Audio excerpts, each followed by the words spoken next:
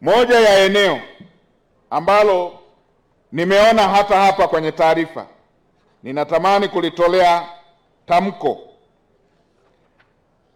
Mmepokea fedha kwa ajili ya kununua dawa za hospitalini na vitendanishi.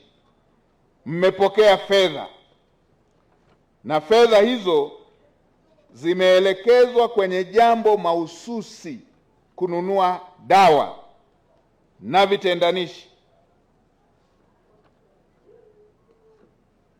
Zaidi ya bilioni 1.062 kwa mwaka wa fedha. Zaidi ya milioni 300 hospitali ya wilaya.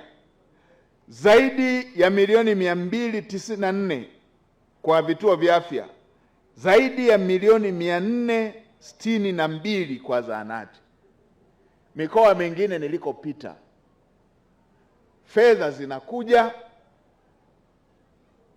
utoshelevu naambiwa zaidi ya 90%, lakini kila mgonjwa akienda hospitalini anaambiwa akanunue dawa, pale hamna dawa.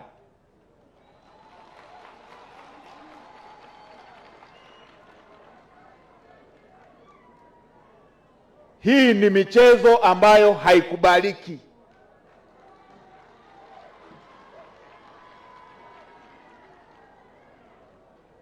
Hii ni michezo ambayo haikubaliki. Zinakujaje fedha zaidi ya bilioni 1 na tukaambiwa utoshelevu wa dawa zaidi ya 90%, halafu kila mgonjwa akishamaliza vipimo anaambiwa akanunue dawa kwenye duka fulani. Duka fulani linapataje dawa ambayo serikali haina?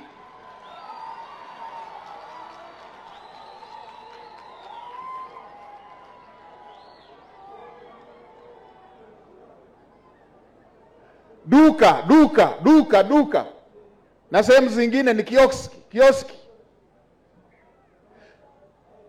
Mtu mmoja anapataje dawa ambazo serikali inakosa? Na utoshelevu 90%.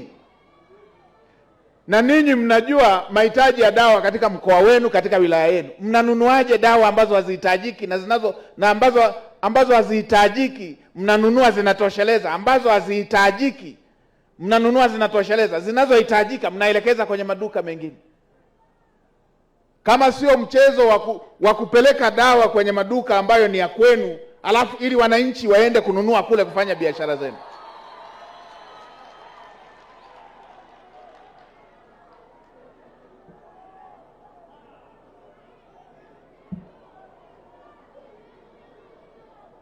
Kamanda wa TAKUKURU, nifanyie uchunguzi wa mtiririko wa dawa.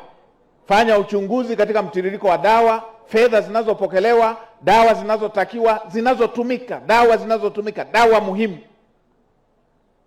Halafu na dawa ambazo zimekuwa zikinunuliwa na wapi zinakwenda. Hatuwezi tukawa na takwimu halafu kila mgonjwa anaambiwa akanunue dawa kwenye duka. Wapi, nenda huko. Wengine wanaelekeza kabisa, nenda duka hili hapa na hapa.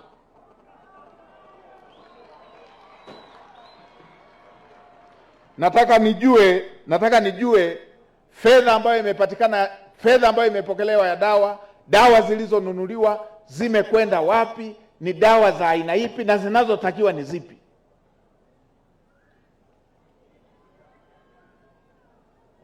Sio hii ya kuanza kuchezeana taarifa nzuri, halafu kila mtu dawa kanunue kwa duka la fulani.